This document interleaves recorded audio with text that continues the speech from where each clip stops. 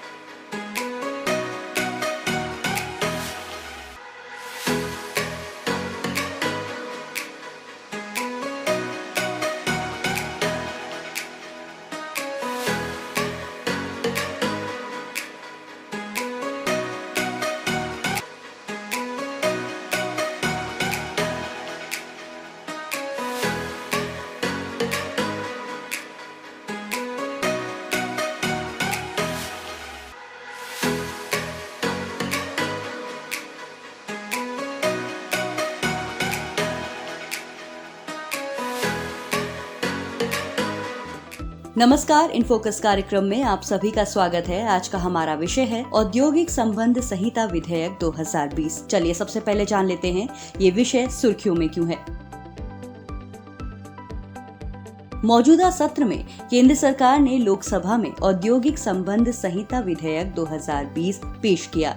इसके जरिए औद्योगिक कानूनों में बदलाव का प्रस्ताव किया गया है। इसके अलावा सरकार ने 2 और विधेयक, सामाजिक सुरक्षा संहिता विधेयक 2020 और व्यावसायिक सुरक्षा, स्वास्थ्य एवं कार्य शर्त संहिता विधेयक 2020 भी लोकसभा में पेश किया। गौरतलब है कि सरकार मौजूदा 44 श्रम कानूनों की जगह सिर्फ 4 कानून रखना चाहती है। इसमें वेतन संहिता को पहले ही संसद में मंजूरी मिल चुकी है।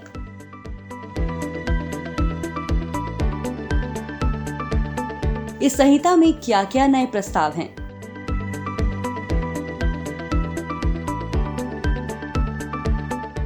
इस विधेयक में निश्चित अवधि के रोजगार की बात कही गई है। विधेयक के लागू होने के बाद कंपनियां श्रमिकों को प्रत्यक्ष तौर पर एक निश्चित अवधि के लिए अनुबंधित कर सकेगी। निश्चित अवधि के रोजगार के तहत कंपनियों को अनुबंधित कर्मचारियों को निकालने से पहले किसी तरह की कोई नोटिस देने की जरूरत नहीं पड़ेगी। साथ ही छटनी किए जाने पर किसी तरह के मुआवजे का भुगतान भी नहीं किया जाएगा। किसी ऐसी कंपनी जिसमें 300 या उससे ज्यादा कर्मचारी काम कर रहे हों, उनकी छटनी करने से पहले सरकार की इजाजत लेनी जरूरी होगी। हालांकि कर्मचारियों की इस संख्या में सरकार एक अधिसूचना के जरिए बदलाव कर सकती है। इस विधेयक के मुताबिक किसी औद्योगिक प्रतिष्ठान में कार्यरत कोई भी श्रमिक 60 दिन के एडवांस नोटिस के बिना हड़ताल पर नहीं जा सकता। साथ ही अगर अधिकरण या राष्ट्रीय औद्योगिक न्यायाधिकरण के समक्ष मामले पर कार्रवाई चल रही हो तो इस अवधि के दौरान और ऐसी कार्रवाई खत्म होने के 60 दिनों के बाद भी श्रमिक हड़ताल पर नहीं जा सकता। ऐसे विवाद जिनमें दंड के रूप में जुर्माने का प्रावधान है, अदालतों पर बोझ कम करने के लिए उन पर फैसला लेने का अधिकार सरकारी अधिकारियों को दिया जाएगा।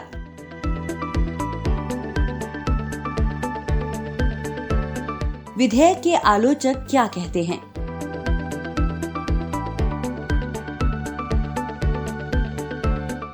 विधेयक के आलोचकों का कहना है कि नए प्रावधानों की वजह से श्रमिकों के अधिकार काफी संकुचित हो जाएंगे। इस विधेयक में जिस तरह के प्रावधान किए गए हैं, उनके मुताबिक लगभग 15% कंपनियां इसी दायरे में आएंगी। इसका मतलब ये हुआ कि 80 से 85% कंपनियां इस कानून के दायरे से बाहर रह जाएंगी। इस तरह श्रम सुधार का असल मकसद पूरा होता नहीं दिख रहा है। मौजूदा व्यवस्था के मुताबिक अगर किसी कंपनी में 100 से ज्यादा श्रमिक काम कर रहे हैं तो कंपनी द्वारा छटनी करने के लिए उसे सरकार से अनुमति लेनी होती है। लेकिन अगर इसकी जगह नया प्रावधान आता है तो ये नियम सिर्फ ऐसी कंपनियों पर लागू होगा जिसमें 300 से अधिक श्रमिक काम कर रहे हों। ऐसे में श्रमिकों की असुरक्षा बढ़ सकती है। इसके अलावा हड़ताल को लेकर जो नए प्रावधान जोड़े गए हैं, इसकी वजह से श्रमिक अपना विरोध भी प्रभावी ढंग से नहीं दर्ज करा पाएंगे और कंपनियों की मनमानी बढ़ सकती है।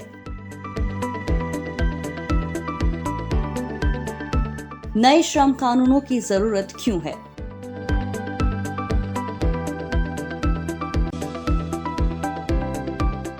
भारत में ढेर सारे श्रम कानूनों के चलते जटिलता बढ़ गई है और इसके कारण औद्योगिक विकास में बाधा पैदा होने लगी है। साथ ही इससे ईज ऑफ डूइंग बिजनेस प्रभावित होता है। तमाम अर्थशास्त्रियों का मानना है कि सख्त कानूनों के चलते रोजगार वृद्धि में कमी देखी जा रही है। मौजूदा श्रम कानून रोजगार की सुरक्षा की बात तो करते हैं, लेकिन रोजगार को प्रोत्साहित करने के लिहाज से पर्याप्त नहीं है। यही कारण है कि टेक्नोलॉजी आधारित उद्योगों में बढ़ोतरी देखने को मिल रही है और श्रम प्रधान उद्योगों में उद्यमियों का मोहभंग हो रहा है। कौशल विकास में उद्योग महत्वपूर्ण भूमिका निभाते हैं, जबकि मौजूदा श्रम कानूनों के कारण कंपनियां ज्यादातर कॉन्ट्रैक्ट वर्कर्स को ही काम देती हैं।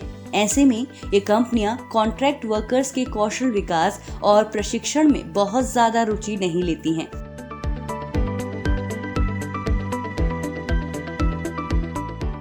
आगे क्या किया जाना चाहिए?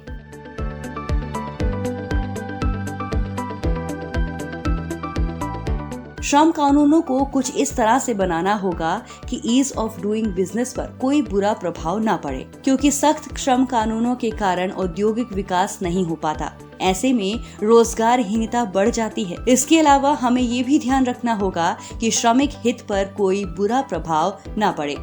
सब्सक्राइब कीजिए ध्येय IAS चैनल को और बेल आइकन को दबाइए लेटेस्ट वीडियो सबसे पहले देखने के लिए।